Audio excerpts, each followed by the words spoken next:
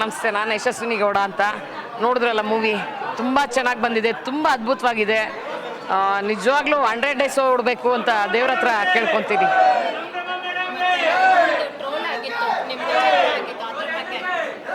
Actually ಅದು promotion video ಮಾಡಿದ್ದು ನಾನು ಸೂರಿ ಇಬ್ಬರು ಡಿಸೈಡ್ ಮಾಡಿಬಿಟ್ಟೆ ಮಾಡಿದ್ದು, ಸುಮ್ಮನೆ ಪ್ರಮೋಷನ್ನು ಅಂತ. ಅವಾಗ ಸೂರಿ ಹೋಗಿ ನಾನು ಹಂಗೆ ಬರಲ್ಲಪ್ಪ, ಪರ್ಮಿಷನ್ ತಗೋ, ಯಾಕಂದರೆ ಕಾನೂನಿಗೆ ನಾವು ತಲೆ ಬಾಗಬೇಕು, ಹೋಗಿ ಸ್ಟೇಷನಲ್ಲಿ ಪರ್ಮಿಷನ್ ತೊಗೊಂಡು ನೀನು ಬಂದರೆ ನಾನು ಬರ್ತೀನಿ ಅಂತಂದೆ. ಪೊಲೀಸ್ ಸ್ಟೇಷನಲ್ಲಿ ಪರ್ಮಿಷನ್ ಇನ್ಸ್ಪೆಕ್ಟರ್ ಸೈನ್ ಹಾಕಿ ಸೀಲ್ ಹಾಕಿ ಕೊಟ್ಟಿದ್ದಾರೆ. ಪರ್ಮಿಷನ್ ಲೆಟರ್ ತಂದಮೇಲೆ ನಾವು ಆ ರೀಲ್ ಸ್ಟಾರ್ಟ್ ಮಾಡಿದ್ದು. ಪೊಲೀಸ್ ಪ್ರೊಟೆಕ್ಷನ್ ತೊಗೊಂಡೇ ನಾವು ಮಾಡಿದ್ದು. ಸೂರಿನ ಬೈಯೋಷ್ಟು ಕೆಟ್ಟೋಳು ನಾನಲ್ಲ, ಯಾಕೆಂದರೆ ಅವನು ನನ್ನ ತಮ್ಮ ಅನ್ನೋದಕ್ಕಿಂತ ನನ್ನ ಮಗ. ಹೆಜ್ಜೆಗೂ ಕೈ ಹಿಡ್ಕೊಂಡು ನಾನು ನಡೆಸಿದ್ದೀನಿ. ಅವನೇನು ಕಷ್ಟಪಟ್ಟಿದ್ದಾನೆ ನನಗೆ ಗೊತ್ತು. ಅದು ಜಾಸ್ತಿ ವ್ಯೂಸ್ ಓಡ್ಬಿಡ್ತು, ಯಾವ ಮೀಡಿಯಲ್ಲಿ ನೋಡಿದ್ರು ಅದೇ ಜಾಸ್ತಿ ವ್ಯೂಸ್ ಓಡ್ತು. ಅದು ಡಿಪಾರ್ಟ್ಮೆಂಟ್ ಅವ್ರಿಗೆ ಒಂದು ಸ್ವಲ್ಪ ಕಣ್ ಕೆಂಪುಗಾಯ್ತು.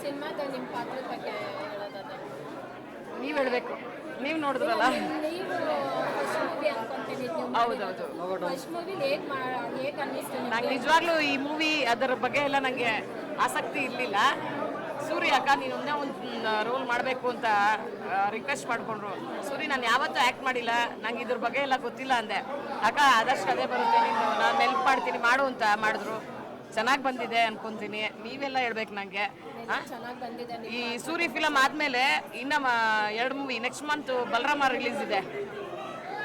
ವಿನೋದ್ ಪ್ರಭಾಕರ್ ಅವ್ರ ಜೊತೆ ಮಾಡಿದ್ದೀನಿ. ಅದರ next month Tamil PAN India movie Phoenix ಅಂತ, ಅದರಲ್ಲೂ ಡಾನ್ ಆಗಿ ಮಾಡಿದ್ದೀನಿ. ಈ ಸಿನಿಮಾ ನೋಡಿ ಏನಾದರೂ ಸಂದೇಶ ಕೊಡೋದಾದರೆ, ಈಗಿನ ಯುವ ಜನತೆಗೆ ರೌಡಿಯಿಸಮ್ಗೆ ಬರ್ತೀವಿ ಅನ್ನೋರು ಇರ್ತಾರೆ. ಈಗ 20 ವರ್ಷಕ್ಕೆಲ್ಲ ನಾವು ರೌಡಿಗಳು ಥರ ಬಿಹೇವ್ ಮಾಡ್ತಾರೆ. ಈ ಮೂವಿ ನೋಡಿ ಅವ್ರೇನಾದರೂ ಕಲಿಬೋದು ಅನ್ನೋದಿದ್ರೆ. ಮೇಡಮ್, ನೀವು ನಾನು ಇಂಟರ್ವ್ಯೂ ನೋಡಿದ್ದೀರೋ ಇಲ್ಲ ಗೊತ್ತಿಲ್ಲ, ಪ್ರತಿಯೊಂದು ಇಂಟರ್ವ್ಯೂಲ್ಲಿ ಹೇಳಿದ್ದೀನಿ. ಎಷ್ಟೊಂದು ಜನ ಹುಡುಗರು ನನ್ನ ಹತ್ರ ಯೂಸ್ ಬರ್ತಾರೆ, ಅಕ್ಕ ನಿಮಗೋಸ್ಕರ ನಾವೇನು ಬೇಕಾದ್ರೂ ಮಾಡಿಬಿಡ್ತೀವಿ ಅಕ್ಕ, ಹಂಗೆ ಮಾಡಿಬಿಡ್ತೀವಿ ಹಿಂಗೆ ಮಾಡಿಬಿಡ್ತೀವಿ.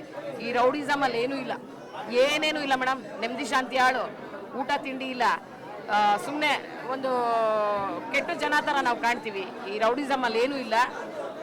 ಬಂದವ್ರಿಗೆ ತಲೆ ಮೇಲೆ ಹೊಡೆದು ಕಳಿಸ್ತೀನಿ, ಹೋಗಿ ನಿಮ್ಮಪ್ಪ ನಿಮ್ಮ ಅಮ್ಮಂಗೆ ಒಳ್ಳೆ ಮಕ್ಕಳಾಗ್ರಿ, ನಿಮ್ಮಪ್ಪ ನಿಮ್ಮ ಅಮ್ಮಂಗೆ ನೀವು ಬಿರಿಯಾನಿ ಹಾಕ್ದೇ ಇರೋ ಪರವಾಗಿಲ್ಲ, ರಸನ ಹಾಕ್ಬಿಟ್ಟು ಒಳ್ಳೆ ಹೆಸರು ತೊಗೊಂಬನ್ನಿ ಅಂತೀನಿ. ಕರೆಕ್ಟಾ ಅಲ್ಲ?